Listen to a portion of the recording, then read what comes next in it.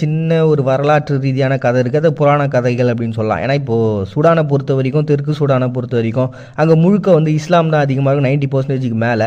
But இருந்தாலும் பழங்குடி மக்களுடைய நம்பிக்கை அப்படின்றத பொறுத்த வரைக்கும் ஜோவுக் அப்படின்ற ஒரு படைப்பினுடைய கடவுள் என்ன பண்ணுறாங்க, இந்த வெள்ளை பசுலேருந்து ஒரு குழந்தை பிறந்துச்சு அப்படின்ற ஒரு கான்செப்டில் அந்த கதைகளில் வரும். அந்த ஆண் குழந்தைக்கு கோலான்ற பேர் வச்சாங்க அப்படின்ட்டு. அந்த ஒரு கிரேட்டஸ்ட் சைல்டுனுடைய பர்த்தாக இந்த டேட் பார்க்கப்படுது. அது இந்த டேட்டை சூஸ் பண்ணியிருக்கிறாங்க. இந்த ஒரு கான்செப்ட் அது அப்படியே தொடர்ந்து 2011 தெற்கு சூடான் சுதந்திரம் அடைஞ்சதுக்கப்புறம் அவங்களும் இந்த டேட்டை அப்படியே ஃபாலோ பண்ண ஆரம்பிச்சு சில்ட்ரன்ஸ் டே அப்படின்னு சொல்லி செலிப்ரேட் பண்ணுறாங்க.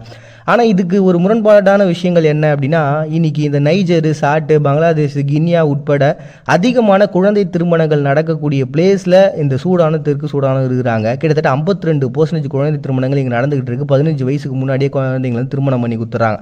இது ஒரு பிரச்சனைனா, இன்னொரு பக்கம் 2008 யூனிசெஃபினுடைய அறிக்கைப்படி கிட்டத்தட்ட 6000 போர் வீரர்கள் இந்த டார்பூர் மோதலில் ஈடுபட்டிருக்காங்க.